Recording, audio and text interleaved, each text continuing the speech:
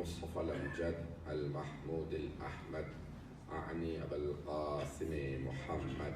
اللهم صل على محمد وآل محمد وعلى روحه ونفسه وصحبه ووصيه سيد الأتقياء والأصفياء مولى الموالي إمام المتقين علي بن أبي طالب. اللهم صل على محمد وآل محمد وعلى أوصيائه لا سيما بقية الله في الأرضين روحي وأرواح العالمين لتراب مقدمه الفدا واللعنة الدائمة على أعدائهم أجمعين من الآن إلى قيام يوم الدين. أما بعد فقد قال علي بن أبي طالب عليه الصلاة والسلام اللهم صل على محمد وآل محمد وعلى کی شان میں بواز بلند صلوات. اللهم صل على محمد وآل محمد. أما والله لقد تقم صاحب نبي قحافة وإنه لا يعلم أن محل منها محل القطب من الرحاء ينحدر عن السيل ولا يرقى إلي الطير. صلوات على محمد وعلى محمد. اللهم صل على محمد وآل محمد. میرا آپ حضرات کے ساتھ پہلا اتفاق ہے. میں نے جو موضوع مجھے دیا گیا ہے آپ کے بانیان کی طرف سے نہج البلاغہ اور مقام و عظمت امیر المومنین.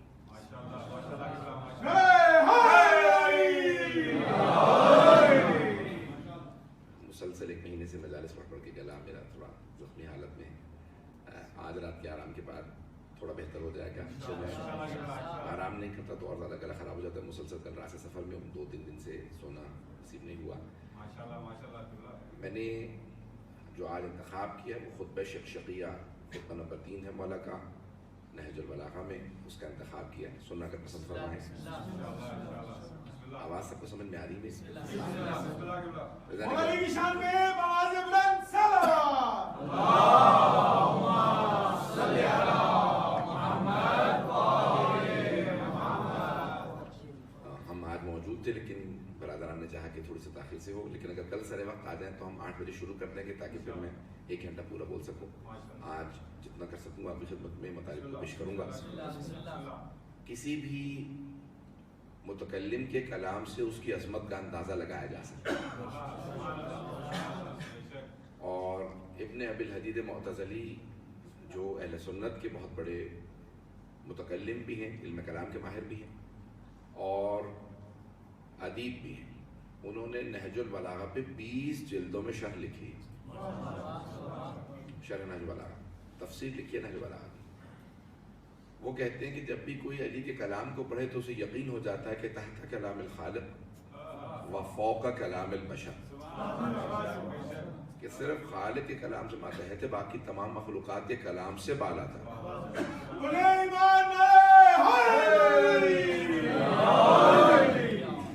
مولا کا کلام خود مولا کے اپنے فرمان کے مطابق آپ فرماتے ہیں کہ کلام الامام امام الکلام.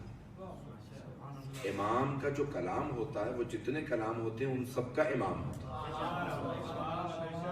امام کا کلام تمام کے تمام کلاموں کا امام.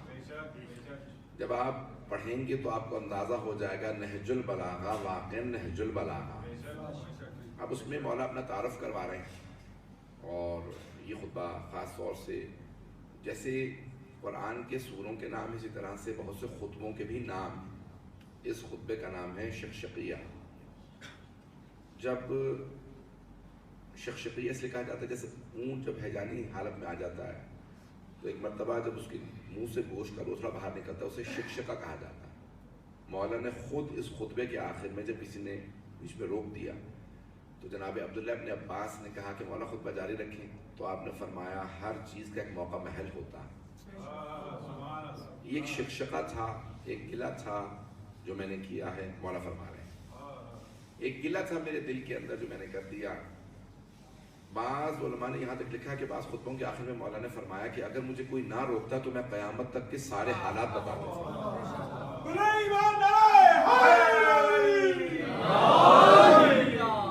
میں قیامت تک کے حالات بتا دیتا. جب مولا امیر المؤمنین علیہ السلام اپنے آبتاب میں ہوں تو وہ کچھ بیان کریں گے جو کوئی اور بیان نہیں کر سکتا.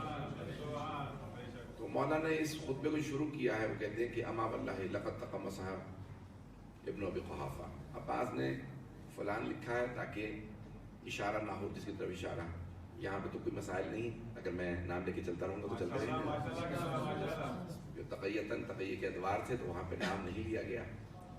سن لیجیے گا, سمجھ رہا میری بات. تو اب مولانا نے کہا کہ خلافت کی قمیص کو, خلافت کے کرتے کو ابن ابی قحافہ نے اپنے جسم پہ چڑھا لیا, جبکہ وہ جانتا تھا وہ کرتا اسے پورا نہیں آ رہا تھا. ابن ابی قحافہ, ابو قحافہ کا بیٹا, نام عبد العزا تھا. عزا 4 بڑے بت تھے جن کی عرب پوجا کرتے تھے, لات, منات, حب اور عزا. عبد العزا نام تھا. تو پیغمبر نے کہا کہ بھی عبد العزا نام بدلو, اور نام عبداللہ رکھ دیا. بعد میں مشہور کنیت سے ہوئے ابی بکر کے نام سے. ابو بکر نام آج بھی کسی سے پوچھ لیں, کسی مسلمان سے تو نام کوئی نہیں جانتا ہوگا, لیکن کنیت سے مشہور. توجہ ہے میرے ساتھ, کوئی برا محسوس نہیں کر رہا. تو نام بہرحال جو مشہور ہوا ابو بکر کے نام سے مشہور ہوا, لیکن عبد العزا یعنی عزا جو بت تھا اس کا بندہ, یعنی وہ اس کی پوجا کرنے والا. اور پیغمبر نے نام بدلا بھی, اس کے باوجود بھی تفصیل میں نہیں جانا چاہتا کہ کردار کیسا رہا. لیکن مولا نے کہا کہ بھی ابن ابی قحافہ نے, ابو قحافہ کے بیٹے نے خلافت کے کرتے کو اپنے بدن پہ چڑھا لیا, جبکہ وہ جانتا تھا وہ کرتا اسے پورا نہیں آ رہا. میرا کرتا اگر کوئی بچہ پہن لے تو پتہ چلے گا کہ یہ کرتا اس کا نہیں ہے. توجہ ہو میرے ساتھ. مولا فرماتے ہیں کہ یہ خلافت کی جو قمیص تھی اس نے اپنے جسم پہ چڑھا لی, جبکہ اسے معلوم تھا ان محل منہا محل القطب من الرحا. اب مولا اپنے مقام کو بیان کر رہے ہیں. فرماتے ہیں اب آپ نے پرانے زمانے میں, اپنے بچے تو نہیں جانتے ہوں گے, چکی چلائی جاتی تھی تو اس میں 2 چکی کے پارٹ ہوتے ہیں. سل ہوتی, 2 بڑے بڑے پتھر رکھے جاتے تھے, اور وہ تب تک نہیں چل سکتے, گھوم نہیں سکتے جب تک کہ اس میں جو ایک وسط میں کیل ہوتی ہے, اسے عربی میں کہتے ہیں قطب. اس کیل کو کہتے ہیں قطب. جب وہ کیل ہوتی ہے تو اس پہ وہ چکی گھومتی ہے. اگر کیل نکال دیا جائے, چکی چلانے کی کوشش کریں تو چکی کی سل اتر جاتی ہے, چلتی نہیں. توجہ ہو, چکی چل ہی تب سکتی ہے جب وہ کیل وسط میں ہو, اسے کہا جاتا ہے قطب. مولا فرماتے ہیں خلافت میں مجھ علی کا مقام وہی ہے جو چکی میں قطب کا ہے.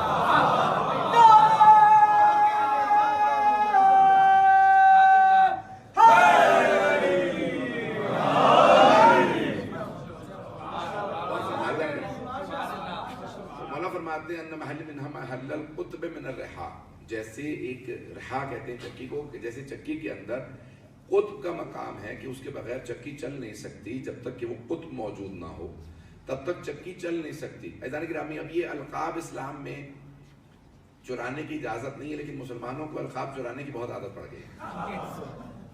سنیں گے میری بات کو, اگر تھوڑا بہت قریب آ جائیں گے تو میری اور آسان ہو جائے گا.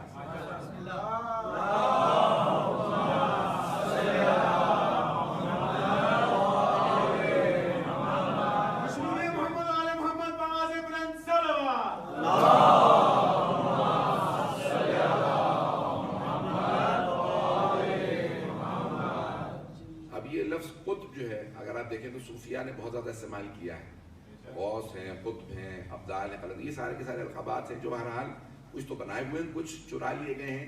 اصل در حقیقت مولا فرماتے ہیں ان محل منہا محل القطب من الرحا. جیسے چکی میں اس قطب کا مقام ہے, وہ جو کیل ہے جس پہ چکی گھومتی ہے, وہی خلافت کا میرے ساتھ ہے. میں قطب ہوں, خلافت میرے گرد گھومتی ہے.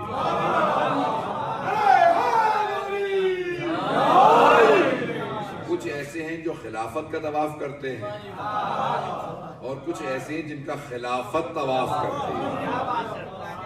مولا فرماتے ہیں کہ میرا محل, میرا جو مقام ہے وہ قطب کا مقام ہے کہ خلافت میرا طواف کرتی ہے. ان محل منہا محل القطب من الرحا ینحدر عن السیل. کہ میں اتنا بلند پہاڑ ہوں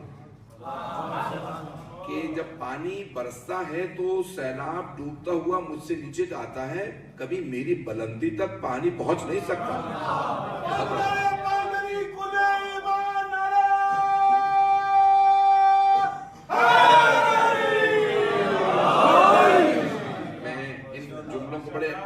پیش کرتا ہوں لیکن آج گلا ساتھ نہیں دے رہا، لیکن آپ پھر بھی بڑے پیارے انداز سے سن رہے ہیں ذرا. تو مولا فرماتے ہیں کہ میں وہ پہاڑ ہوں کہ جس کی بلندی تک کوئی بھی سیلاب پہنچ نہیں سکتا. کوئی بھی سیلاب ینحدر عن السیل، یہ جو پانی ہے بہتا ہوا مجھ سے نیچے آئے گا. ولا یرقى الی الطیر، کوئی بھی پرندہ، کوئی فکر اگر اڑنا بھی سیکھ لے تو اڑ کے میری بلندی تک نہیں پہنچ سکتی.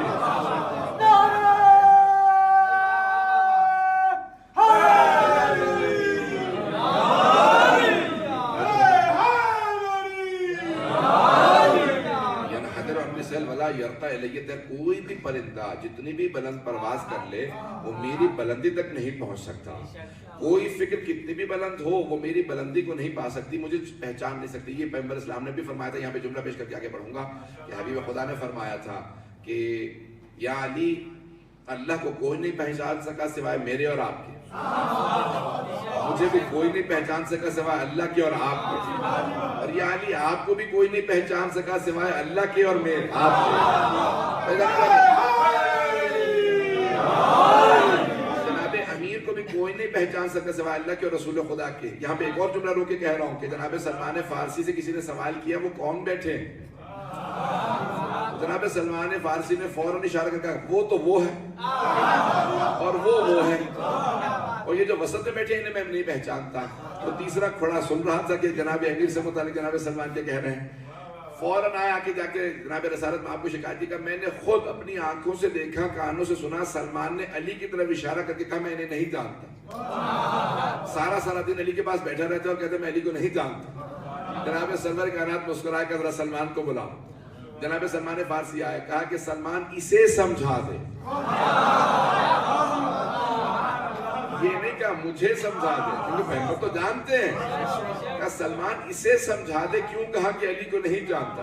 کہا یا رسول اللہ آپ ہی نے تو کہا تھا کہ اللہ کو کوئی نہیں جانتا سوائے آپ کے اور علی کے، آپ کو کوئی نہیں جانتا سوائے اللہ کے اور علی کے، اور علی کو کوئی نہیں جانتا سوائے اللہ کے اور آپ کے. یا رسول اللہ نہ میں اللہ ہوں نہ میں آپ.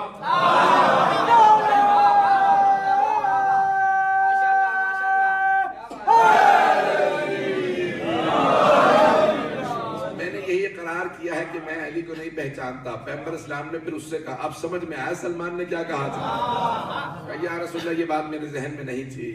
تو عزیزان گرامی جناب امیر علیہ السلام کے مقام کو، عظمت کو سمجھنا کسی کے بس کا کمال نہیں ہے. بہت سے آج ہمارے حضرات کہہ دیتے ہیں کہ بھئی جناب امیر علیہ السلام کے مقام کو بہت سے لوگ پڑھا دیتے ہیں. بھئی پڑھائے تو وہ جو سمجھا ہو،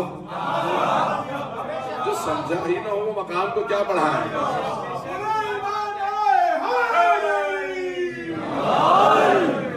توجہ ہے ذرا جی. اس خطبے میں مولا خود فرمانے کہ ولا یرقى الی الطیر، کوئی بھی پرندہ جتنا بھی بلند پرواز کر لے میری بلندی تک نہیں پہنچ سکتا. کہ کوئی بھی مجھے سمجھ نہیں سکتا. کہا کہ اس نے کرتا خلافت پہن لیا اور جب جیسے ہی اس نے خلافت کا کرتا اتارا تو دوسرا آ گیا، اس نے وہی کرتا چڑھا لیا. جب وہ بھی جانتا تھا کہ پہلا والا اقرار کر چکا ہے، جبکہ وہ کہہ رہا تھا اپنے مقام پہ آخر میں کہ بھئی میری بیعت کو ختم کر دو، علی کی طرف رجوع کر لو، کیونکہ میں تمہیں جیسا گنہگار ہوں. میں تمہیں جیسا گنہگار ہوں. علی کا مقام کچھ اور ہے، جو اپنی زبان سے اقرار کر رہے ہوں کہ وہ خود گنہگار ہے. وہ کیا مقابلہ کریں گے امیر المومنین کا. ایک جملہ رو کے دوبارہ کہوں. بہت سے افراد کہتے تھے کہ وہ تکلف کر رہے تھے. میں اب کیا پیش کروں اس سے متعلق. وہ کہہ رہے تھے وہ تکلفاً کہہ رہے تھے. اور کیا جملہ کہہ رہے تھے؟ جب پہلا خطبہ دیا کہ بھئی میرا ایک شیطان ہے جو میرے ذہن پہ سوار ہو جاتا ہے، وہ مجھے گمراہ کر دیتا ہے. اگر میں صراط مستقیم سے ہٹ جاؤں تو بازو پکڑ کے مجھے واپس لے آنا. تو مولا نے کہا جو خود ہی محتاج ہدایت ہو، قرآن کی آیت ہے افمن یہدی الی الحق احق ان یتبع من لا یہدی، وہ زیادہ حق رکھتا ہے کہ اس کی اطاعت کی جائے کہ جسے اللہ نے بنایا ہو، یا وہ جو خود محتاج ہدایت ہو. جو محتاج ہدایت ہو اس کا حق نہیں بنتا کہ اس کی اتباع کی جائے، پیروی کی جائے. حق اس کا بنتا ہے جسے اللہ نے چنا. پتہ نہیں بات پہنچ گئی.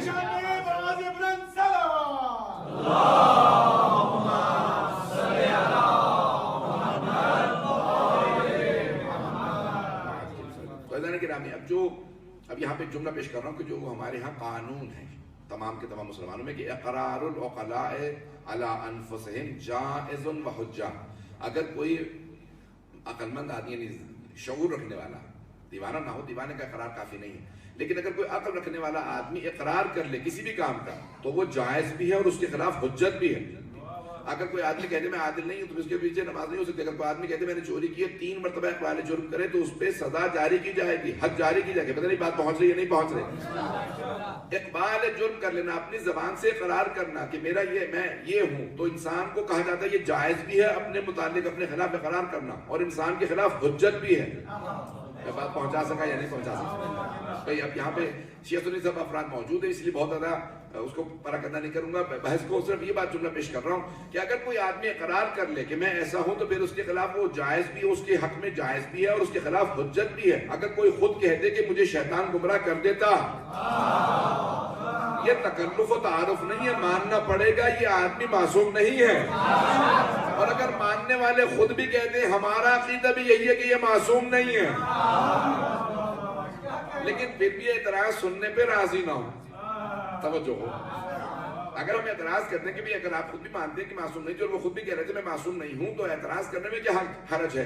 اس کا مطلب ہے اعتراض کرنے سے اگر کوئی روکے تو ان کے بھی، انگریزی میں کہا جاتا ہے at the back of their mind, ان کے بھی لاشعوری طور پہ ذہن میں یہ بات موجود ہے کہ نمائندہ رسول خدا، اللہ کا نمائندہ اور رسول خدا کے وصی کو ہونا تو معصوم ہی چاہیے.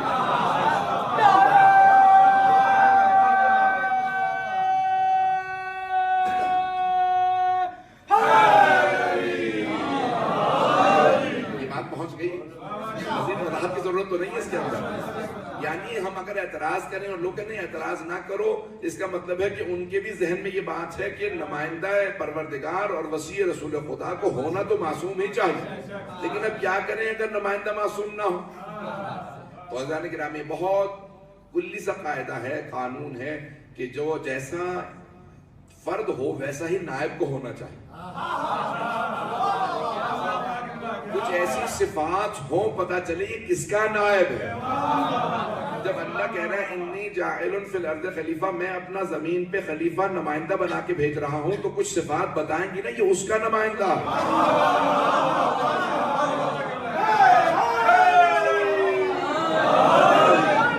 بھئی کچھ لوگ تو پہنچ گئے. اچھا، میری عادت یہ ہے کہ میں سمجھا کے پڑھنے کی کوشش کرتا ہوں، سنانے کی کوشش نہیں کرتا، سمجھانے کی کوشش کرتا ہوں. تو اگر کوئی نہ سمجھے نا تو مجھے انگلی پکڑ کے بھی پہنچانا آتا ہے. تو اب یہ جو افراد اب تک نہیں پہنچے ان کی توجہ میرے ساتھ ہو. دیکھیں جس کا نمائندہ ہے، جس کا نائب ہے، اس کے اندر کچھ صفات ایسی ہونی چاہیے پتہ چلے اس کا نائب. اللہ کہہ رہا ہے انی جاعل فی الارض خلیفہ، میں اپنا نمائندہ بنا کے بھیج رہا ہوں، تو کچھ صفات ہونی چاہیے نا جناب آدم میں کہ پتہ چلے یہ اللہ کا نمائندہ. عزیزان گرامی یہاں روک کے جملے کو پیش کروں گا. مجمع یہی رہا کرے گا میرے ساتھ، رہے گا نا بدلا سا رہے گا. تو جملہ سن لیجیے گا، میں جملہ پیش کر رہا ہوں. نمائندگان پروردگار میں صفات بتائیں گی اس کے نمائندے. نمائندگان پروردگار کی صفات بتائیں گی اس کے نمائندے. وہ محمود ہے، اس نے محمد کو بھیجا. وہ اعلیٰ ہے، اس نے علی کو بھیجا. وہ فاطر السماوات والارض ہے، اس نے فاطمہ کو بھیجا. وہ محسن ہے، اس نے حسن کو بھیجا. وہ قدیم الاحسان ہے، اس نے حسین کو بھیجا. وہ معبود و مسجود ہے، اس نے عابد و سجاد کو بھیجا. یہ میری اپنی محنت ہے ساری، اگر کسی اور سے سنا ہو تو اس نے میرا ہی پڑھا.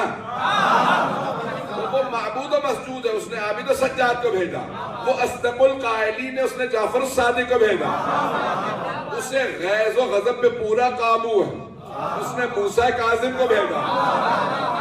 مرضات کا مرکز اس کی ذات ہے، اس نے علی بن موسیٰ رضا کو بھیجا. تقویٰ وہ عطا کرتا ہے، اس نے محمد تقی کو بھیجا. نقاوتیں اور پاکیزگیاں اس کے لیے، اس نے علی نقی کو بھیجا. ہیبت اس کی ہے، اس نے حسن عسکری کو بھیجا. وہ غیب مطلق ہے.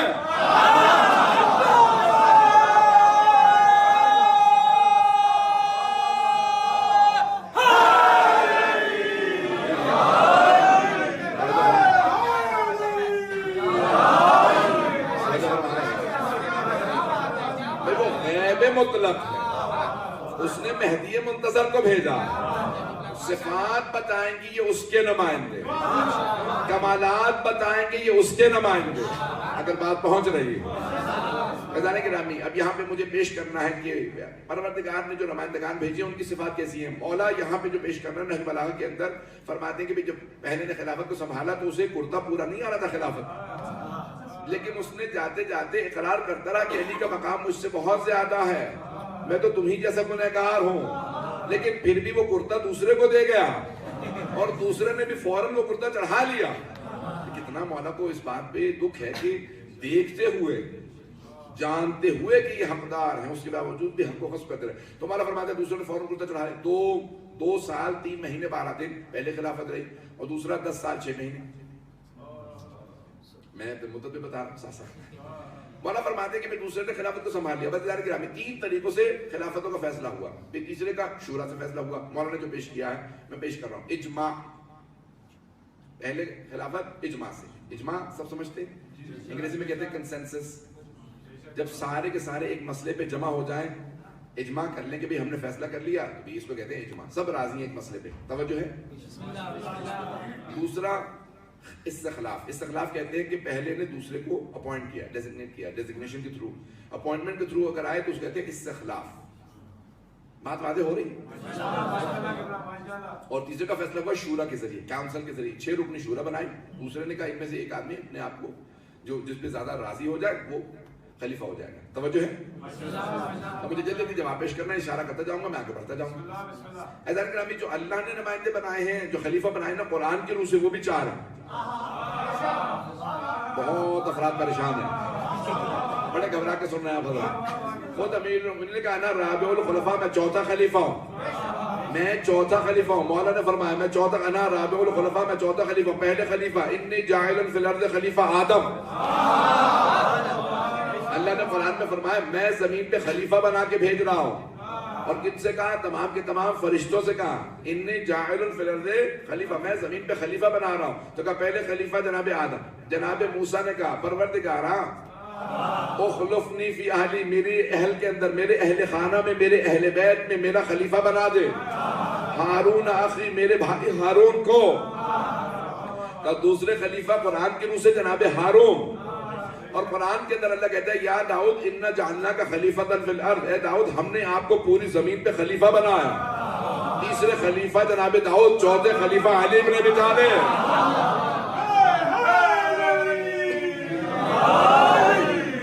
بات پہنچ رہی؟ اب آئیے ذرا میں پہلے خلیفہ سے متعلق پیش کرتا ہوں کہ جناب آدم، اللہ نے کہا انی جاعل فی الارض خلیفہ، اے آدم ہم نے آپ کو زمین پہ خلیفہ بنایا۔ اللہ نے سارے کے سارے فرشتوں سے کہا انی جاعل فی الارض خلیفہ۔ آواز میری مجھے اذیت کر رہی ہے، آپ حضرات کو اذیت نہ کر رہی ہے۔ انی جاعل فی الارض خلیفہ، میں زمین پہ خلیفہ بنا کے بھیج رہا ہوں۔ کن سے کہا؟ فرشتوں سے۔ فرشتوں نے پلٹ کے کیا کہا؟ اتجعل فیہا من یفسد فیہا ویسفک الدماء ونحن نسبح بحمدک ونقدس لک، کیا تو زمین پہ ایسے کو اپنا نمائندہ بنائے گا جو زمین میں فساد بھی کرے گا، خون بہائے گا، جبکہ ہم تیری تسبیح بھی کرتے ہیں، تقدیس بھی کرتے ہیں۔ جناب آدم پہ اعتراض نہیں تھا، وہ تو معصوم ہے، معصوم انسان کے خلیفہ بنائے جانے پہ تھا کہ انسان کو اپنا نمائندہ نہ بنا، ہم میں سے فرشتوں میں سے خلیفہ بنا دے۔ توجہ، سارے مجمع کی توجہ ہو۔ فرشتے کہہ رہے تھے پروردگارا آدم کو یعنی انسان کو اپنا خلیفہ نہ بنا، ہم میں سے کسی ایک کو خلیفہ بنا دے۔ اللہ نے جواب میں کہا انی اعلم ما لا تعلمون، میں وہ جانتا ہوں جو تم نہیں جانتے۔ تو اب عزیزان گرامی مجمع کی توجہ میرے ساتھ ہو، سارے کے سارے فرشتوں نے اجماع کیا، کچھ لوگ پہنچ گئے، پہلے خلافت تو کہتے ہیں اجماع سے حل ہوئی ہے، سارے فرشتوں نے اجماع کیا اور کہا کہ اتجعل فیہا، پروردگارا کیا تو انسان کو اپنا خلیفہ بنا رہا ہے، ہم میں سے کسی کو خلیفہ بنا دے۔ تو اللہ نے کہا انی اعلم ما لا تعلمون، میں وہ جانتا ہوں جو تم نہیں جانتے۔ جس خدا کو بے گناہ بے خطا فرشتوں کا اجماع قبول نہ ہو،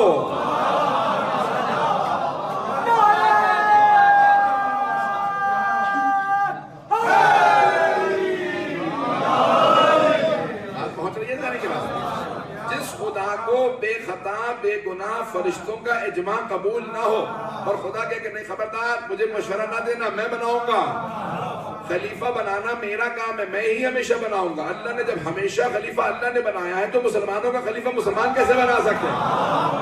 وہ جسے معصوم فرشتوں کا، بے خطا بے گناہ فرشتوں کا اجماع قبول نہ ہو، اسے سقیفہ کے گنہگاروں کا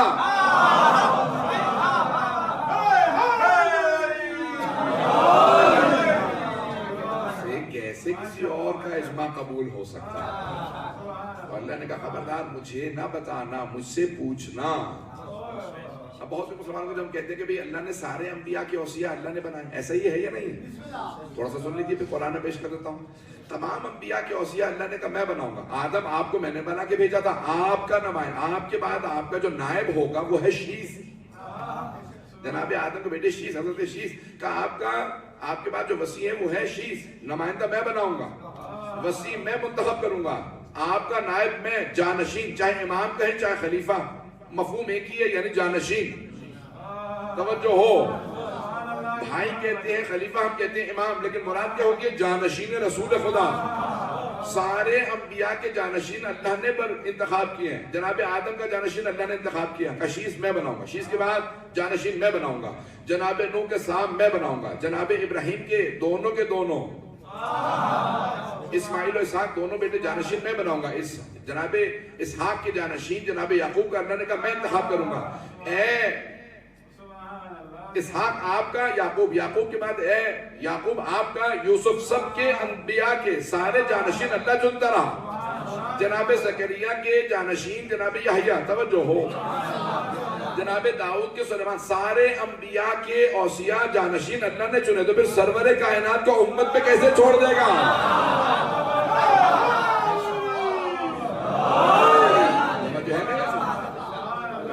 بڑی موٹی سی بات ہے، پورے قرآن کا اصول ہے اور قرآن کی آیت ہے، وَلَن تَجِدُوا فِي سُنَّتِ اللَّهِ تَبْدِيلًا، اور تم اللہ کے روش میں کبھی تبدیلی نہیں پاؤ۔ میں جملہ نہیں پہنچا سکا۔ وَلَن تَجِدُوا فِي سُنَّتِ اللَّهِ تَحْوِيلًا، تبدیلا اور تحویلا دو آیات ہیں۔ اللہ کہہ رہا ہے میری روش میں کبھی تبدیلی نہیں آئے گی، میرے اصول میں تبدیلی نہیں آئے گی۔ تبدیلی وہاں آتی ہے جہاں علم میں کمی ہو۔ اللہ علیم و خبیر کا اصول میں نے بنایا ہے، میں سارے انبیاء کے اوصیاء چنے، جو چھوٹے چھوٹے انبیاء کے اوصیاء میں نے چنے، جو سب سے بڑا نبی ہے اس کے اوصیاء امت میں کیسے چھوڑ دوں؟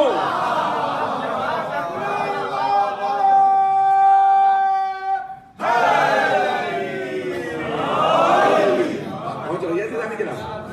اللہ نے اصول بنایا ہے کہ سارے انبیاء کے اوصیاء اللہ خود چنتا ہے۔ جانشین سکسیسرز جتنے بھی ہیں وہ اللہ کہتا ہے کہ سکسیس میں انتخاب کروں گا کہ کون سکسیسر ہوگا۔ عزیزان گرامی، ہمارے بس میں ہوتا تو صرف 12 نہ ہوتے تو ہم زیادہ بنا لیتے۔ میں اپنے دل سے کہہ رہا ہوں بات، اگر ہمارے پاس ہوتا تو ہم زیادہ بنا لیتے۔ اللہ نے کہا نہیں، تمہارے بس ہی میں نہیں، میں نے انتخاب کرنا ہے، میں فیصلہ کروں گا۔ میں نے جب سارے انبیاء کے 12 بنائے، نہیں بات پہنچا سکا، جب سارے انبیاء کے اوصیاء 12 تھے، جناب موسیٰ کے 12 کہاں پہ ہے؟ 5واں سورہ 12ویں آیت، 5 اور 12 کو نہ بھولیے گا، 5واں سورہ ہے 12ویں آیت۔ وَبَعَثْنَا مِنْهُمْ 12 نقیبا، ہم نے موسیٰ کے 12 نقیب بنائے، 12 جناب موسیٰ کے 12، جناب عیسیٰ کے 12، انبیاء کے جس کے اللہ نے جانشین بنائے 12، تو سرور کائنات کے 12۔ اگر کوئی آپ سے کبھی دلیل مانگے کہ 12 پہ دلیل کیا، آپ کے ہمیں دلیل کی ضرورت نہیں ہے، جو 12 کو نہیں مانتا وہ دلیل لا۔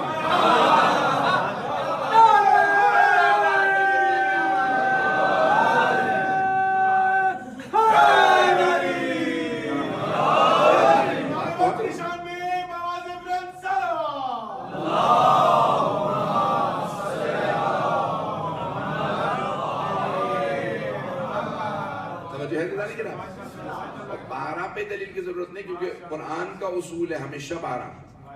میں عرض کر رہا تھا کسی جگہ پہ کہ کیمبرج یونیورسٹی میں کانفرنس تھی چند سال پہلے، تو وہاں پہ تمام ادیان کے علماء کو بلایا گیا تھا، ادیان ابراہیمی کے، یہودی بھی تھے، عیسائی تھے، مسلمان تھے، سب تھے، اور سب کے ساتھ ساتھ نمائندے بلائے گئے تھے، بہرحال مختلف ادیان کے سب۔ تو شیعوں میں میں ہی تھا، تو یہاں کا بھائی وہاں پہ موجود تھا، مجھے اتفاق ہوا وہاں پہ، تو انہوں نے عیسائی یہودی میں سے کسی نے کہا کہ کوئی مشترک چیز ہے، کوئی ہم میں کامن چیز ہے جو کامن ہو، مشترک ہو، ایسی چیز جو سب میں کامن ہو۔ تو اب سب ایک دوسرے کا منہ دیکھ رہے ہیں، کوئی کامن چیز ہے، کوئی آئیڈیا دے سکتا ہے؟ سب سے بڑے بڑے جتنے بھی قابل بتانے کہ جتنے بھی وہاں پہ یہودیوں کے رہبائز تھے، کرسچنز کے مختلف جو فرقے ہیں ان کے سب نمائندگان تھے، کیونکہ یہودی عیسائی میں بھی فرقے ہیں، سب مسلمان میں موجود تھے۔ تو میں نے یاد کرا کہ میں نے کہا میں کچھ پیش کرنا چاہتا ہوں، شاید سب میں مشترک۔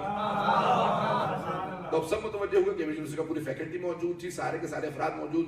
کالج آف ڈیونٹی اس کا سب سے بڑا, سب سے جس کی کئی میل زمینیں ہیں, بڑے بڑے بادشاہ اس کو زمینیں سے گئے ہیں, کئی سو سال سے اسٹیبلش ہے کیمبرج یونیورسٹی کا ڈیونٹی کو.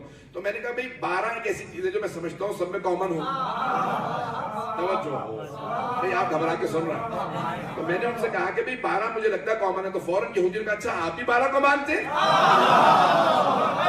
عیسائیوں نے پلٹ کے کہا اچھا آپ دونوں 12 کو مانتے ہیں. تو بعض مسلمان گھبرانے لگے کہا کہ نہیں یہی 12 کو مانتے ہیں. میں نے کہا نہیں قرآن کے اندر 12. بھائی فوراً یہودیوں نے کہا ہم تو مانتے ہیں کہ جناب عیسیٰ جناب موسیٰ کے 12. عیسائیوں نے کہا ہم بھی مانتے ہیں جناب عیسیٰ کے 12. تو بھئی دلیل ہمیں نہیں چاہیے, جو 12 کو نہیں مانتا دلیل اسے چاہیے. قرآن کے اندر اللہ نے ہمیشہ 12 کہے. اچھا پھر شیعہ سنی کتابوں کے اندر بھی 12. صحیح بخاری میں کتاب الاحکام میں, آپ تو گھبرا کے سن رہے ہیں, تو صحیح بخاری کے اندر کتاب الاحکام کے اندر ہے. پیغمبر اسلام سے پوچھا جابر بن سمرہ, بہت سے اور صحابہ کا مجمع ہے, سوال کیا گیا رسول خدا سے, کہا یا رسول اللہ کمیلہ وصی آپ کے کتنے وصی ہوں گے؟ کہا جتنے نقباء بنی اسرائیل تھے, جتنے سارے انبیاء کے. کہا کتنے ہیں سب انبیاء کے؟ کہا 12. لا یزال امر هذه الامہ, یہ اس امت کا امر تمام نہیں ہوگا حتی یکون فیہم 12 رجلا, جب تک کہ ان میں 12 مرد حکومت نہ کریں. بہت سے لوگ پہنچ گئے, بہت سے بھی نہیں پہنچے ہیں. تو پیغمبر اسلام نے صحیح بخاری کے اندر فرمایا 12 رجلا, 12 مرد.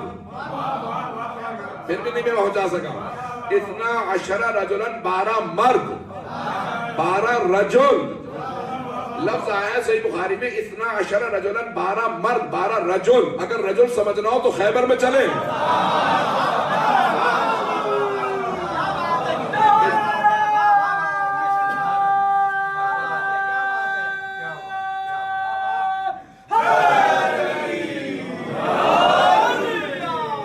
رجل کو سمجھنا ہے, مرد کو سمجھنا ہے تو خیبر سے سمجھ لیں. وہ بھی صحیح بخاری میں موجود ہے, شیعہ سنی کتابیں موجود ہے کہ پیغمبر نے کہا میں 40 دن میں خیبر کو فتح کروں گا. جب 39 دن گزر گئے تو کہا کہ بھئی کیا مشورہ ہے آپ حضرات کا؟ کچھ نے کہا یا رسول خدا رات کا وقت ہے, کہیں تو چلے چلتے ہیں. یعنی جو دھبا اپنے دامن پہ تھا, کہا کہ پیغمبر اسلام کو یہی معاذ اللہ کی دھبا لگا دیجیے کہ آپ بھی رات میں چل لیتے ہیں. 40واں دن کا 39 دن میں کچھ نہیں ہو سکا. تو پیغمبر اسلام نے کہا سب کا مشورہ لے لیا, میری سنو. لَأَعْتِيَنَّ الرَّعْيَةَ غَدًا رَجُلًا كَرَّارٌ غَيْرَ فَرَّارٍ.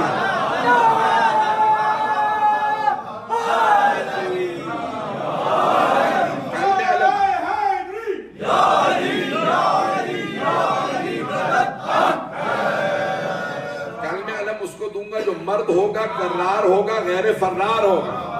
اب ذہن میں آ گئی نا خیبر آپ کے. عزیزان گرامی, مجھے مجمع کی قلت و کثرت نہیں گھبراتی. مجمع کم ہو زیادہ ہو, میں پورے جو میں نے پڑھنا ہوتا ہے میں پڑھتا ہوں. تو آپ کی یہ صاحب مسلسل مجھے کہہ رہے تھے کہ مولانا بہت معذرت ہمارے احمد منی ہوتا ہے. میں نے کہا جو میں نے پڑھنا ہے, جن کی خوشنودی کے لیے پڑھ رہا ہوں.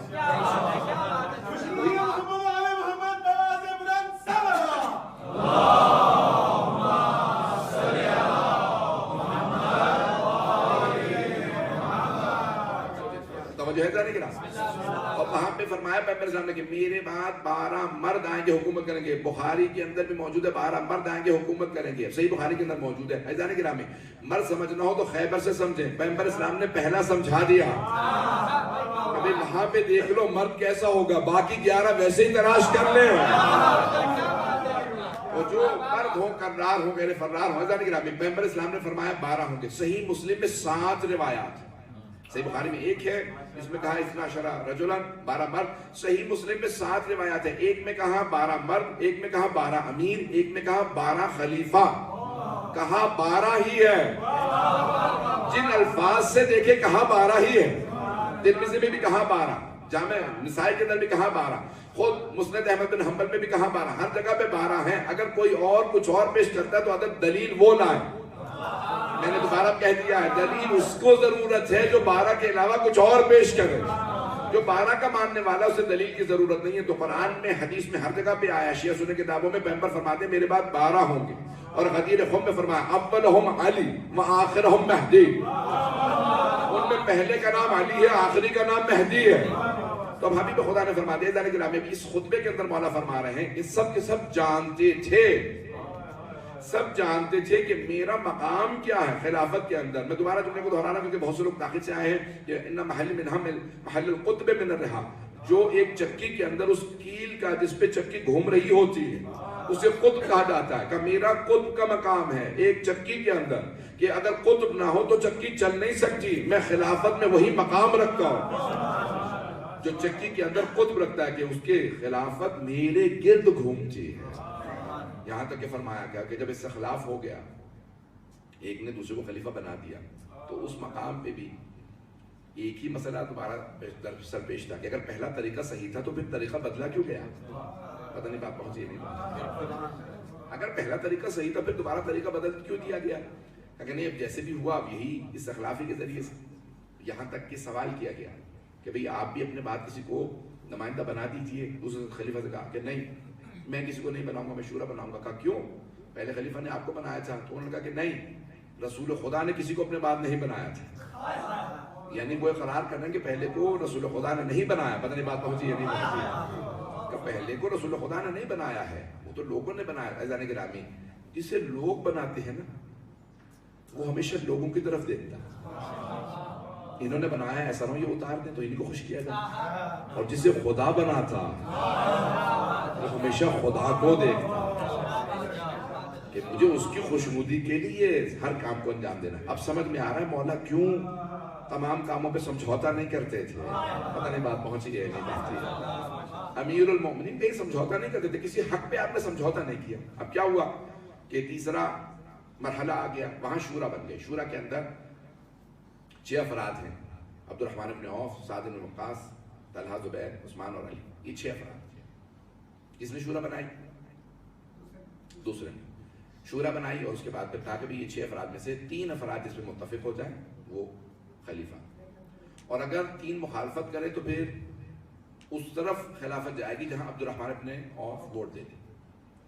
پھر بہرحال خود 6 کے 6 افراد کو بلانے کے بعد کہا کہ بھئی میں تمہیں بتاتا ہوں تمہارا کس کا کیا حال ہے. سننا چاہیں؟ میں زیادہ وقت لوں گا, بس یہ سن لیجیے. تو کہا بھئی اے عبد الرحمن ابن عوف اگر تو خلیفہ بن گیا تو خلافت کا بس پھر خدا ہی حافظ ہے, کیونکہ تو اس امت کا قارون ہے. خود وہ کہہ رہے جس نے شورا بنائی وہ کہہ رہا ہے کہ بھئی تو قارون ہے اس امت کا. قارون جو فرعون, حامان اور قارون, قارون یہ تینوں کی مذمت کی گئی ہے. جناب موسیٰ کو 3 قوموں کی طرف بھیجا گیا تھا اور رسول خدا فرماتے ہیں مجھے ویسی موسیٰ سے نسبت ہے اور میری امت کو موسیٰ سے نسبت ہے. علی کو مجھ سے وہ نسبت ہے جو ہارون کو موسیٰ سے تھی. اگر بات پہنچ رہی ہو تو خود دوسرے خلیفہ نے کہا کہ تو اس امت کا قارون ہے. سعد بن وقاص سے کہا کہ تو بے انتہا بد مزاج ہے, بالکل خلافت کو زیب نہیں دیتا کہ تجھے ساتھ میں خلیفہ بنے. پھر طلحہ سے کہا کہ بھئی تو انتہائی متکبر ہے, غرور والا, گھمنڈ والا انسان ہے, تجھے بھی خلیفہ نہیں بننا چاہیے. شورا میں ہی سبب رہا. اور پھر کہا زبیر تو سب سے بخیل انسان ہے, اگر تو خلیفہ بن گیا تو ایک جو کے دانے کی خاطر پوری امت سے لڑا کرے گا. اور پھر عثمان سے کہا کہ بھئی اگر تم خلیفہ بنے تو پھر تم اقربا پروری میں اور قوم یعنی اقربا پروری اور یہ قوم پرستی کے اندر تمہارا کوئی ثانی نہیں ہے, تم یہی کرو گے. یہی سب کچھ ہوا. اور پھر حضرت علی سے کہا کہ یا علی اگر آپ کو خلافت ملی تو آپ کو آپ کا حق نہیں ملے گا, خلافت کو اس کا حق ملے گا.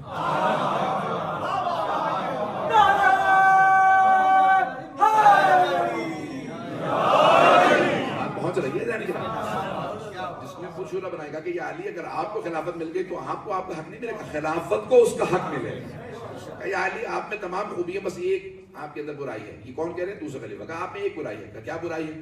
کہ آپ ہمیشہ مسکراتے رہتے ہیں.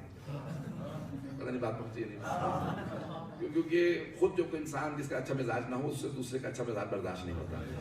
کہا کہ یا علی گھمسان کا رنگ پڑا ہوا, سب پہ سب بھاگ رہے ہیں, یعنی باقاعدہ میدان جنگ سے لوگ فرار کر رہے ہیں, آپ وہاں پہ بھی کھڑے مسکرا رہے ہیں. آپ ہمیشہ مسکراتے رہتے ہیں. بس یہ آپ کی ایک ہی بات مجھے بری لگتی ہے کہ آپ ہمیشہ جتنے مرضی پریشانی ہو کچھ بھی ہو آپ مسائل میں بھی ہمیشہ مسکراتے رہتے ہیں, کبھی بھی آپ پریشان نظر نہیں آتے ہیں. مولا نے کہا کہ انسان مومن کا غم اس کے دل میں ہوتا ہے, توجہ ہو, چہرے میں کبھی بھی نہیں. اسی لیے ہم بھی جب روتے ہیں تو آل محمد کے غم میں روتے ہیں. ذاتی غم کو چھپانا چاہیے, آل محمد کے غم میں رونا ہے بات. ذاتی غم کو چھپانا چاہیے. یہاں تک 8ویں امام کی حدیث ہے اگر کسی بات پہ رونا آ رہا ہو تو اپنے غم میں نہ رونا, حسین ابن علی پہ گریا. ان کنت باقیا علی شیء فابکی للحسین, اگر رونا آ رہا ہو تو اپنے غم کو بھلا کے حسین پہ گریا کرنا. کہا حسین پہ گریہ کرنے پہ اجر بھی ملے گا، گناہ بھی دھلے گے، شفاعت بھی ہوگی۔ وہ آنکھ کبھی بھی روز قیامت نہیں روئے گی جو حسین پہ روتی ہے۔ معصوم کا فرمان، معصوم نے فرمایا وہ آنکھ روز قیامت نہیں روئے گی جو غم حسین میں روتی ہے، اور اسے کبھی بھی آخرت کے اندر سکون نصیب نہیں ہوگا جسے حسین پہ رونا نصیب نہ ہو۔ معصوم کا فرمان، جو دنیا میں حسین پہ گریہ نہ کرے وہ آخرت میں بے چین ہوگا، اور جو دنیا میں حسین پہ گریہ کرتا رہے جہاں سارے غمگین کھڑے ہوں گے وہ مسرور کھڑا ہوگا۔ پروردگار دنیا میں غم منا کے آیا ہوں گا، اللہ کہے گا اب تجھے غم کی ضرورت نہیں، اب تجھے جنت مل جائے گی، اب تجھے حسین کی شفاعت مل جائے گی۔ گرامی یہ جناب سید الشہداء پہ گریہ، تو معصوم نے یہ فرمایا شورا بن گئی۔ مکمل کر دوں موضوع اگر چلیں گے تو اب یہ شورا بنی۔ اس کے بعد پھر کیا ہوا کہ بھئی ایک آدمی نے 3 افراد کے ایک ووٹ ملا۔ سعد بن وقاص کزن تھے عبد الرحمن بن عوف کے، کزن کا استعمال کیا کہ چچا داد بھائی، تو انہوں نے کہا بھی میرے تو چانسز ہے نہیں، تو میرا ووٹ ہے عبد الرحمن بن عوف کے لیے۔ عبد الرحمن بن عوف نے کہا میرے بھی کوئی چانس نہیں، اب میرے پاس 2 ووٹ ہو گئے، نہیں نہیں میں جسے بھی ووٹ دوں گا تو پھر میرے پاس 2 ووٹ میرے ہوں گے۔ طلحہ اور عثمان کزن تھے آپس میں، بنو امیہ سے تھے دونوں، تو طلحہ نے ووٹ دیا عثمان کو، زبیر نے ووٹ دیا علی۔ زبیر کزن ہے مولا علی کے، وہ بھی بنی ہاشم سے تھے۔ بہرحال بعد میں جو کچھ ہوا مجھے اس کی ابھی تفصیل کا وقت نہیں، تو زبیر نے ووٹ دیا جناب امیر علیہ السلام کو، تو کہا میرا ووٹ علی کے ساتھ۔ پھوپھی کے بیٹے تھے، مولا نے ان کے گمراہ ہونے پہ بے انتہا گریہ بھی کیا، کہا زبیر تو نے پوری زندگی میرا ساتھ دیا ہے، اب میرا ساتھ نہ چھوڑ۔ جب مولا خلافت میں آئے اور صرف کس مسئلے پہ کہ مجھے گورنر نہیں بنایا، چھوٹی سی بات پہ ناراض ہو کے مخالف جنگ میں چلے گئے اور مولا کے خلاف جنگ پہ آ گئے۔ اور اس وقت مولا نے یہ جملہ کہا کہ اے زبیر یاد ہے رسول خدا نے تجھے کہا تھا جب تو تلوار لگا کے میرے پیچھے پیچھے پھرا کرتا تھا تو رسول خدا نے کہا تھا زبیر علی سے محبت ہے؟ کہ یا رسول خدا بہت زیادہ۔ کہا زبیر یاد ہے؟ یہ جنگ جبل سے پہلے زبیر کی آنکھوں میں آنسو برسنے لگے، کہا ہاں مجھے یاد آ گیا، بھول گیا تھا۔ کہا زبیر یاد ہے رسول خدا نے کیا پوچھا تھا؟ کہا اس کا پورا یاد نہیں۔ کہا رسول خدا نے کہا تھا زبیر کہ اے زبیر بتاؤ علی سے کتنی محبت کرتے ہو؟ تو زبیر تم نے کہا تھا یا رسول اللہ میں علی کی خاطر اپنی جان دے بھی سکتا ہوں اور علی کی خاطر کسی کی جان لے بھی سکتا ہوں۔ کہا یاد ہے زبیر؟ کہا ہاں یاد، یہ علی یاد ہے۔ کہا زبیر اس وقت رسول خدا نے کیا فرمایا تھا؟ تو جناب امیر نے کہا زبیر ڈر اس وقت سے، رسول خدا نے کہا تھا زبیر ڈرو اس وقت سے جب تو اسی تلوار کو علی کے خلاف اٹھائے۔ حیدان گرامی کبھی بھی مفاد پرست نہیں ہونا چاہیے، انسان مفاد کی خاطر کبھی بھی ایمان نہ لائے۔ پتہ نہیں بات میں پہنچا سکا یا نہیں پہنچا، کوئی انسان مفاد کی خاطر ایمان نہ لائے کہ انسان کا پھر کہ آج رشتہ ہے، آج کوئی پیسہ مل جائے گا تو میں ایمان لے آتا ہوں، کل پھر جب وہ مفاد ختم ہو جائے گا پھر انسان کا ایمان ضائع ہو جاتا ہے۔ اب وہ جیسے ہی زبیر نے کہا کیا کہ علی مجھے یاد آ گیا، فوراً گلے ملے مولا سے، مولا بھی روئے، کہا زبیر توبہ کر میرا ساتھ دے۔ ایک بات یاد رکھیے گا، امامت کے معاملے کے اندر انسان نیوٹرل نہیں رہ سکتا۔ پتہ نہیں میں بات پہنچا سکتا۔ ایک آدمی کہنا میں امامت کے معاملے میں نیوٹرل ہوں، میں بے طرف ہوں، نہ میں علی کی طرف ہوں نہ ان کے دشمن کی طرف ہوں۔ مولا نے کہا یاد رکھ یہ نہ کہ تو نیوٹرل ہے، کہا کہ نہیں مولا صرف میرے بیٹے آ گئے ہیں، عبداللہ بن زبیر ہے، مصعب ہے، سارے کے سارے بیٹے میرے بیٹے اس طرف ہیں۔ مولا نے کہا بیٹوں کی پرواہ نہ کر، تو جانتا ہے حق میرے ساتھ ہے، اس بات کی پرواہ نہ کر بیٹے کی طرف ہے۔ کہا یار نہیں میں اپنے بیٹوں کو ساتھ نہیں چھوڑ سکتا، بیٹوں کے خلاف تلوار نہیں اٹھا سکتا۔ مولا نے کہا کہ دیکھ زبیر دھوکہ نہ کھا، تو جانتا ہے۔ زبیر نے ایک مرتبہ رو کے کہا ہاں حق آپ کے ساتھ ہے لیکن میں آپ کے خلاف نہیں لڑوں گا۔ کیا کیا؟ مولا کا بھی ساتھ چھوڑ دیا اور مخالف سے کا بھی۔ مولا نے کہا خبردار میری فوج سے کوئی بھی زبیر کو نہ مارے، کوئی زبیر کو نہ مارے۔ مولا ہی کی فوج سے ایک آدمی گیا ابن جرموز، اس نے جا کے زبیر کا سر قلم، زبیر بہرحال واپس چلا گیا، اور جب چلا گیا تو بیٹے نے کہا کہ کیا بات ہے رو کیوں رہے ہو؟ دیکھیے بیٹا کیسا ملعون تھا، کہا کہ ڈر گئے ہو علی شیر خدا ہے؟ کہا نہیں۔ زبیر واقعی بزدل نہیں، کہا میں ڈرپوک نہیں ہوں، بزدل نہیں ہوں، لیکن میں علی کے مقابلے میں لڑنا نہیں چاہتا۔ کہا نہیں تم بزدل ہو، بوڑھے ہو چکے تم سے، تمہیں اب جرت نہیں ہے، طاقت نہیں لڑنے کی۔ فوراً تلوار کھینچی اور دوبارہ مقابلے پر واپس۔ بیٹا نفسیات سمجھتا تھا باپ کی۔ اذان گرامی کبھی بھی دھوکہ نہ کھائیں، امامت کے معاملے میں نیوٹرل رہنا کافی نہیں ہے۔ اب ایک مرتبہ ابن جرموز گئے اور جانے کے بعد زبیر کا میں تفصیل ساری چھوڑ دی ہے، میں نے حملہ کیا، مولا کی فوج سے کوئی مقابلے میں نہیں گیا، واپس چلے گئے۔ کہا دیکھ کوئی بھی میرے مقابلے میں نہیں آ رہا، زبیر نے کہا بیٹے سے۔ عبداللہ بن زبیر نے کہا کہ نہیں علی نے منع کر دیا اس لیے کوئی تیرے سے نہیں لڑ رہا۔ کہا کہ نہیں میں بہت شجاع ہوں. بہرحال چھوڑ کے چلے گئے, مولا کا بھی ساتھ چھوڑ کے چلے گئے اور جمل والوں کا بھی ساتھ چھوڑ کے جب چلا گیا زبیر تو ایک مرتبہ ابن جرموز نے سر قلم کیا اور سر لا کے مولا کے قدموں میں پھینکا. مولا نے کہا یہ تو نے کیا کیا, کیا تو نے سنا تھا کہ میں نے منع کیا زبیر کو کوئی نہ مارے؟ کہا ہاں میں نے سنا تھا. کہا پھر کیوں مارا؟ کہا بس میں مارنا چاہتا تھا. مولا نے کہا تاریخ اسلام میں یہ پہلی مرتبہ ہے کہ قاتل و مقتول دونوں جہنمی ہیں. قاتل و مقتول. کہا کہ کیوں؟ کہا قاتل اس لیے کہ میرے حکم کی نافرمانی کی ہے, اور مقتول اس لیے کہ اس نے صرف میرے مخالف کا ساتھ نہیں چھوڑا, میرا بھی ساتھ چھوڑ دیا. امامت کے معاملے میں کوئی نہیں کہہ سکتا میں بے طرف ہوں, کوئی نہیں کہہ سکتا میں نیوٹرل ہوں. جب آپ یہ کہتے نا کہ میں نہ علی کے ساتھ نہ مخالف کے ساتھ, تو پھر ہمیں دوسروں کا پتہ نہیں. اگر کوئی آدمی کہتے میں نے علی کا بھی ساتھ چھوڑ دیا مخالفوں کا بھی, اس کا مطلب ہے اس نے علی کا ساتھ چھوڑ دیا. پتہ نہیں بات پہنچی ہے نہیں, بات واضح ہے نہیں. شاید جملہ تلخ ہے, سخت ہے, لیکن میں کہے بغیر نہیں رہ سکتا.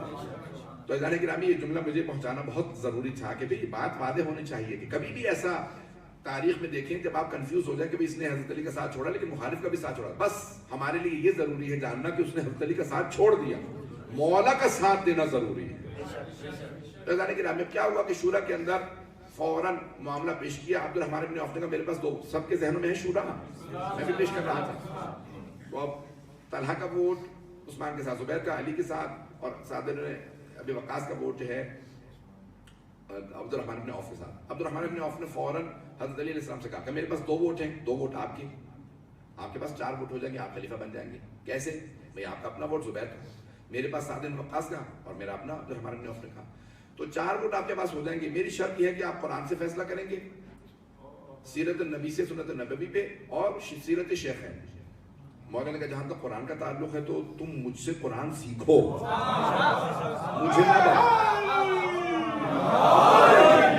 مجھے نہ بتاؤ قرآن پہ عمل کرنے کا, مجھ سے سیکھو. اور جہاں تک سنت نبوی کا تعلق ہے تو میں پیغمبر کے ساتھ مکے میں بھی تھا, مدینے میں بھی, میں سفر میں بھی تھا, حضر میں بھی, میں گھر میں بھی تھا, مسجد میں بھی, میں فرش پہ بھی تھا, عرش پہ بھی. میں ہر مقام پہ پیغمبر کے ساتھ تھا. اگر سنت نبوی کو بھی سیکھنا ہے تو مجھ سے سیکھو. اور جہاں تک سیرت شیخین کا تعلق, شیخین تو سمجھتے تھے, شیخین یعنی دونوں پہلے خلیفہ, تو یہ 2 شیخ کا, جہاں تک شیخین کا تعلق ہے تو یاد رکھو میں شیخین کی سیرت پہ عمل نہیں کروں گا. اگر بات پہنچ گئی, میں قرآن و سنت پہ عمل کروں گا, اور جہاں پہ قرآن و سنت پہ معاملہ نظر نہ آیا میں اپنے نظر پہ, اپنی فکر کے اوپر عمل کروں گا, سیرت شیخین پہ عمل نہیں کروں گا. اس نے فوراً اسی بات کو پیش کیا.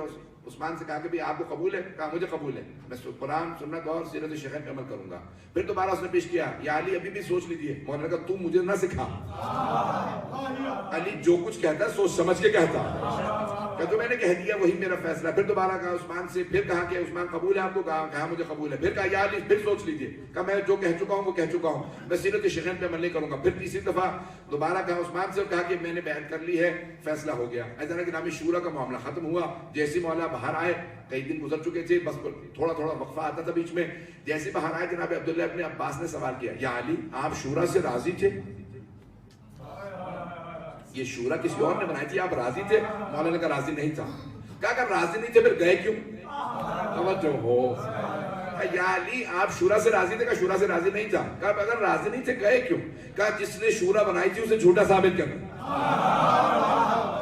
یا علی کیسے آپ نے جھوٹا ثابت کیا؟ کہا کل جب میں نے رسول خدا کے بعد کہا میرا حق بنتا, تو اس نے کہا ایک گھر کے اندر رسالت و خلافت جمع نہیں ہو سکتی. جس خاندان سے رسول ہے وہاں پہ خلافت نہیں مل سکتی, کیونکہ علی اور رسول خدا ایک ہی خاندان سے, دونوں چچرات بھائی ہیں. تو رسول خدا رسول تھے تو وہاں پہ خلافت نہیں جا سکتی. آج جب اس نے شورا بنائے تو کہا ان 6 میں سے کوئی بھی خلیفہ بن سکتا, یا وہ کل جھوٹ بول رہا تھا یا آج جھوٹ بول رہا تھا. بات پہنچ رہی ہے جانے کے نام.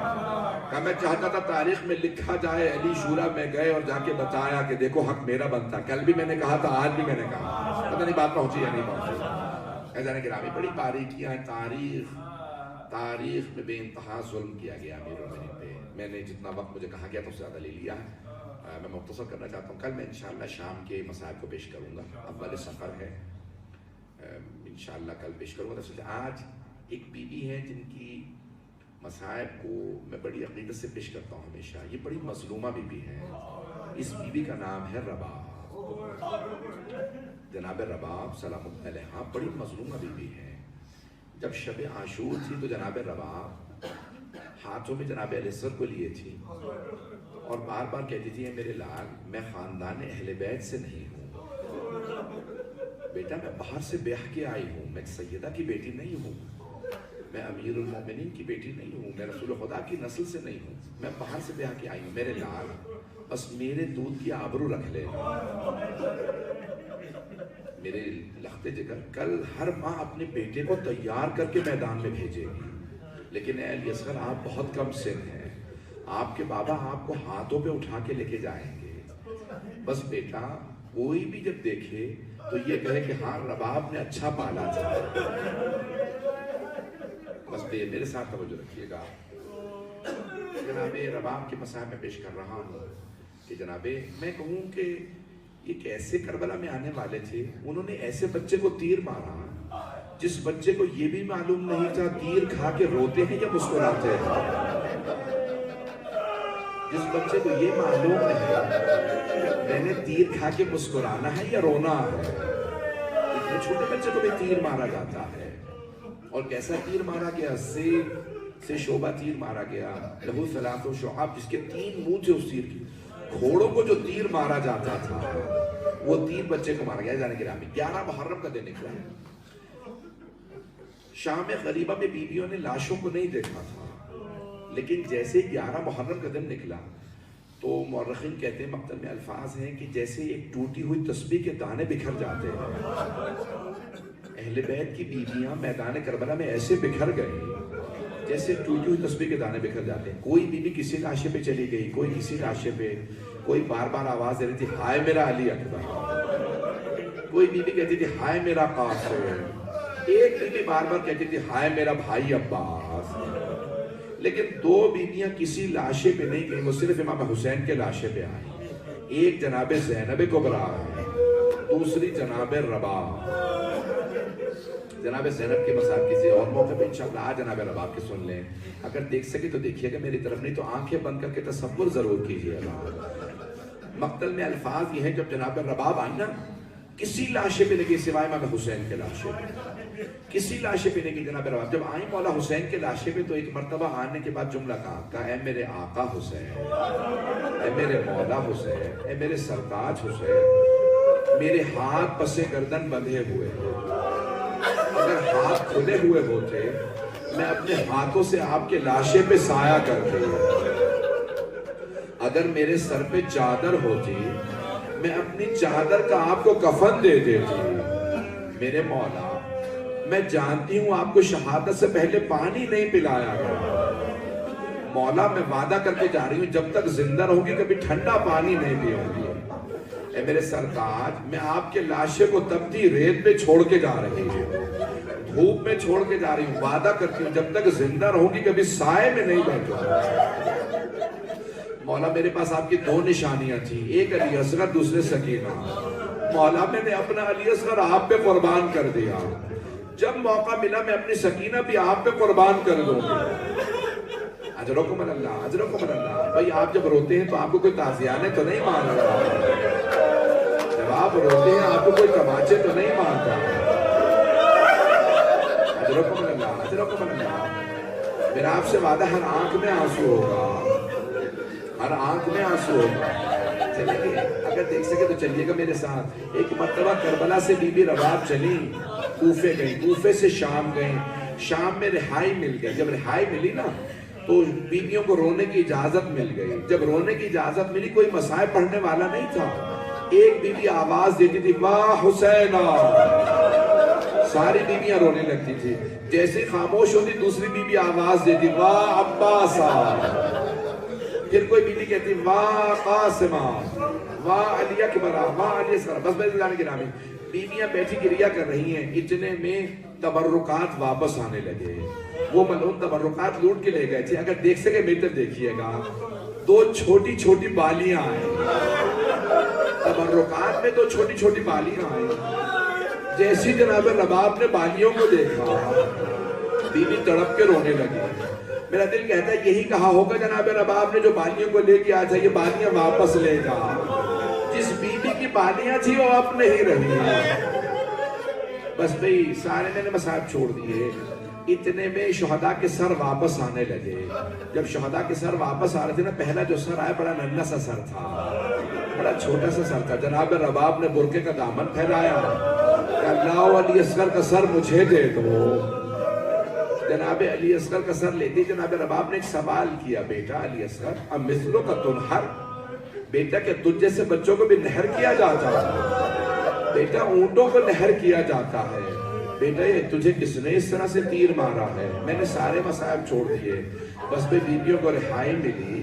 بیویاں چلیں، کہاں سے چلیں؟ شام سے چلیں، چہلم کے لیے دوبارہ کربلا آ گئی. کربلا سے مدینے واپس گئی. جب مدینے پہنچی تو ایک دن 4 مہینے جب گزر گئے. مالو سبتین نے دوسری جلد میں شیخ محمد مہدی مازندرانی نے لکھا، جب 4 مہینے گزر گئے جناب زینب نے مولا سجاد سے کہا، بیٹا سجاد اپنی ماں رباب سے کہیے سائے میں آ جاؤ. بیٹا سجاد جیسے صبح ہوتی ہے جناب رباب ایک کوزے میں پانی لیتی ہے، وہ پانی دھوپ میں رکھ دیتی ہیں.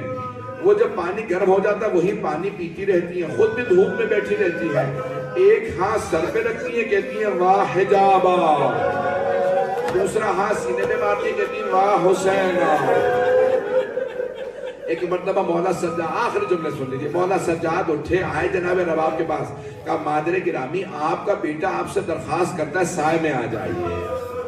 جناب رباب نے رو کے کہا، بیٹا سجاد میں نے آپ کے بابا سے کربلا کی تپتی ریت میں وعدہ کیا تھا، میں سائے میں نہیں بیٹھوں گی. ایک مرتبہ مولا سجاد نے کہا مادر گرامی اب آپ کا بیٹا نہیں آپ کا امام آپ سے کہہ رہا، سائے میں آ جائیے. مولا سجاد نے آواز دی، پھوپھی اماں میری ماں کا بازو پکڑے.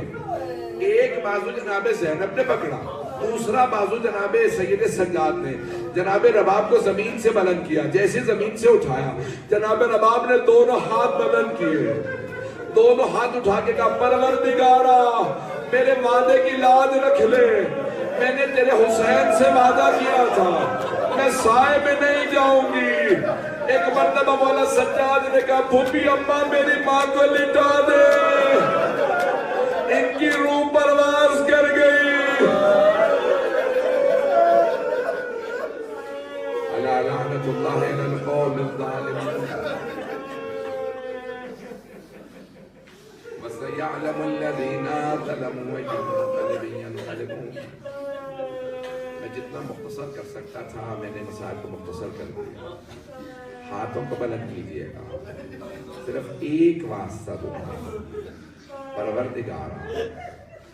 جب جناب سید سجاد نے کہا نا شام میں، پھوپھی اماں آج رات بیویوں سے کہہ دیں کہ صبح ہم مدینے واپس چلے جائیں.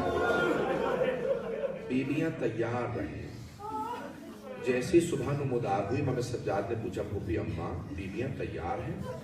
جناب زینب کبریٰ نے فرمایا کہ بیٹا سجاد سب بیویاں تیار ہیں، لیکن آج صبح فجر سے نہ جانے رباب کہاں چلی گئی ہے، رباب کا کچھ پتہ نہیں چل رہا. مولا سجاد کے آنسو بہنے لگے گا. پھوپھی اماں مجھے پتہ ہے میری ماں کہاں گئی، میرے ساتھ چلے راستے سے ماں کو لے لیں گے. جب مولا سجاد چلے نا تو جناب زینب نے کچھ دیر بعد کہا بیٹا سجاد یہ راستہ تو زندان کو جاتا ہے.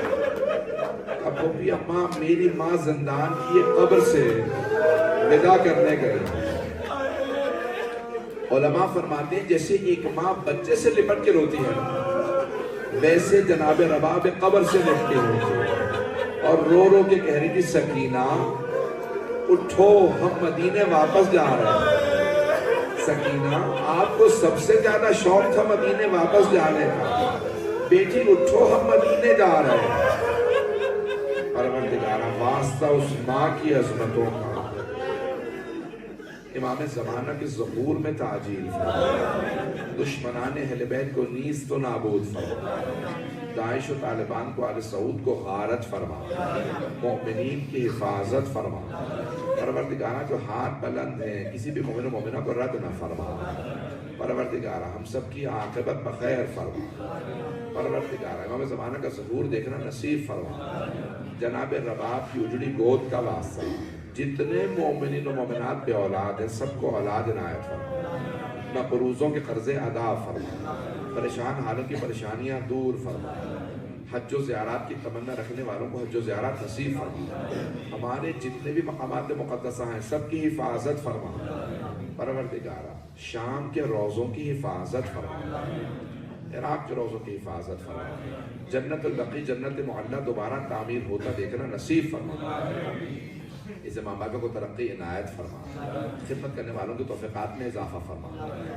ربنا تقبل منا انك انت السميع العليم بحق محمد وعلى الطيبين الطاهرين المعصومين۔